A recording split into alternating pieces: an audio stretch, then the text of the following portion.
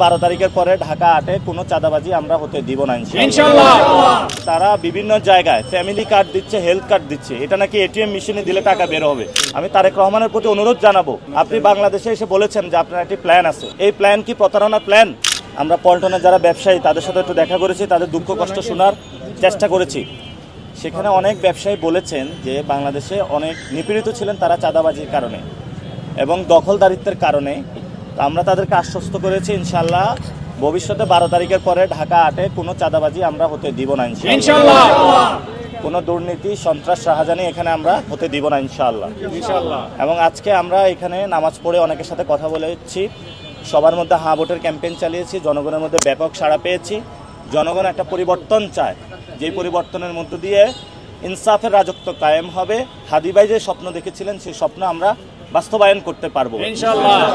এবং আপনারা জানেন যে গতকালকে অনেকে আমাকে মেসেজ দিয়েছিল যে বাংলাদেশ রেলওয়ে এটা শুধু লস প্রজেক্ট, আপনারা তো সবাই জানেন।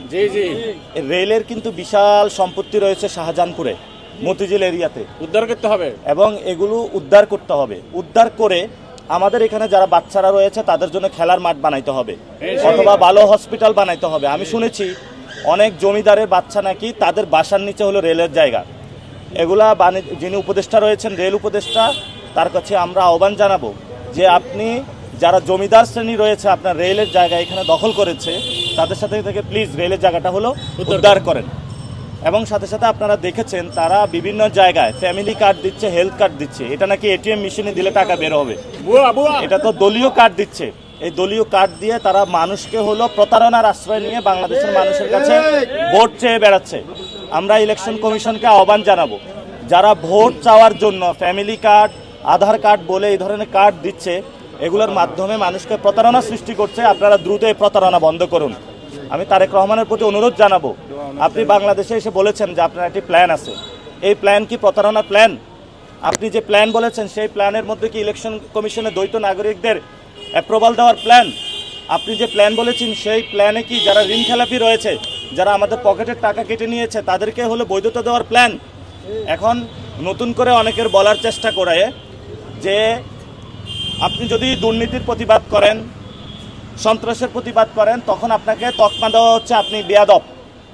যদি দুর্নীতি বন্ধে আমরা বারবার বেয়াদব হইতে হয়, আমরা হাজারবার বেয়াদব হবে, কিন্তু চাঁদাবাজি দুর্নীতি ইনশাল্লাহ বন্ধ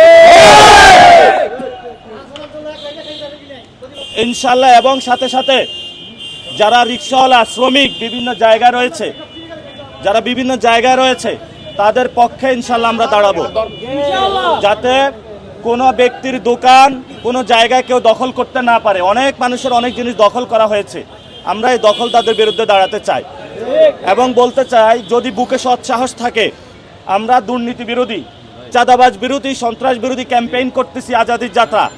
সাহস থাকলে আসুন, দেখি আপনার পিছনে আর কয়টা লোক থাকবে। যদি উনি চাঁদাবাজদের বিরুদ্ধে দাঁড়ায়, পিছনে আর একটা লোকও থাকবে না।